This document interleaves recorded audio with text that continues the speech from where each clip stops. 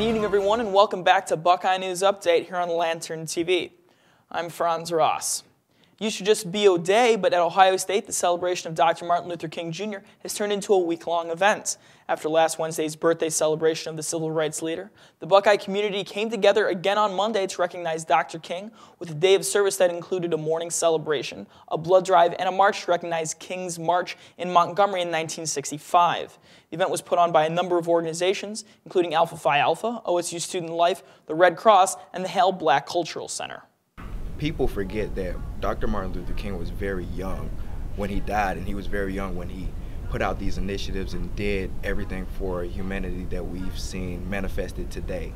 So with that, as college students and everybody in this age group, I feel like we should be more motivated to go out and do things and give service and give back and actually be a voice. All these communities we want to pull together to make sure that we represent, because the reality of it is the less people that you see for Martin Luther King Day, the more people think that dream is deferred.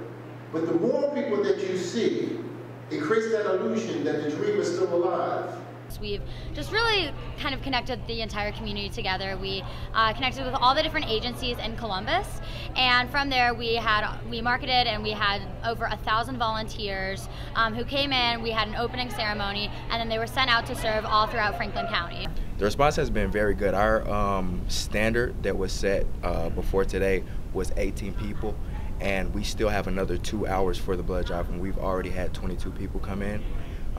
There's a wait list actually right now. So people are coming in droves, and people are really embodying the spirit of service and giving back. It's been a rough start for the Ohio State men's hockey team as they currently sit with a 7-11-2 record. They're also going 2-4 in Big Ten Conference play. Even after a season-high 8,156 fans showed up at the Value City Arena to see the Buckeyes play Michigan last Friday, Ohio State still lost to their rivals to a high score of 10-6. Here's what Coach Steve Rollick had to say about the Buckeyes' most recent loss. First thing you think about is giving up 10 goals. That's the biggest disappointment. And then the second thing I think about is how hard our guys played in the third, never quit, and they gave me everything they got.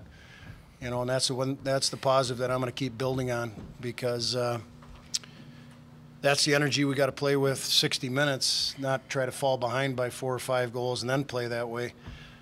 So I'm proud of our guys for giving me everything they got. I'm disappointed in, giving up a lot of goals and a lot of goals in the house. After sitting out the entire 2014-2015 season, former Ohio State defensive end Noah Spence has signed on to play at another program in the FCS, Eastern Kentucky University.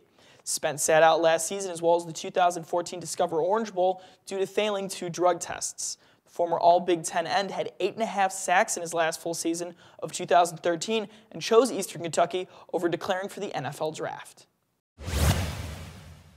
We're now going to our meteorologist, John Banghoff. John, there was rain and sleet out there today. Do you see any other kinds of precipitation heading our way in the next couple days? Franz, fortunately for us today, most of that precipitation is now moved off to our east. Going to get up to an eventual high of 44 degrees this afternoon. Pretty nice out there. Mostly sunny skies. Going to make it feel great. A little bit of a light breeze, but all in all, a pretty nice day. And then we drop down to a low of 30 degrees by tomorrow morning. Tomorrow introduces another chance for some of that precipitation you were talking about. In the morning, as we're near that low of 30 degrees, as we talked about in the last slide, we're going to get that chance for some snow and some sleet. But as we warm up to about 40 degrees for your afternoon high, that's when we're going to switch over to a chance for rain. It's going to feel a little cooler tomorrow, though. Winds out of the southeast at 15 to 20 miles an hour. Grab the windbreaker. Going to want to bundle up tomorrow for your day on Wednesday. Heading into the day on Thursday, high of 35 degrees. No precipitation to worry about, but it's going to be cool and dreary. Winds out of the northwest at about 5 miles an hour. That cooler temperature and those cloudy skies. Definitely a day to stay inside and study and to enjoy this winter weather that we have now. Luckily, though, no snow accumulation to worry about for our forecast. I'm meteorologist John Banghoff. Back to you in the studio. That's all for this episode of Buckeye News Update. All the stories in today's broadcast will have an expanded look in Thursday's Buckeye News Now and are also on the web at thelantern.com. Also, be sure to visit us on Twitter, Facebook, and Instagram for more news updates. Also, check out Chalk Talk for all your sports coverage. Thanks for watching.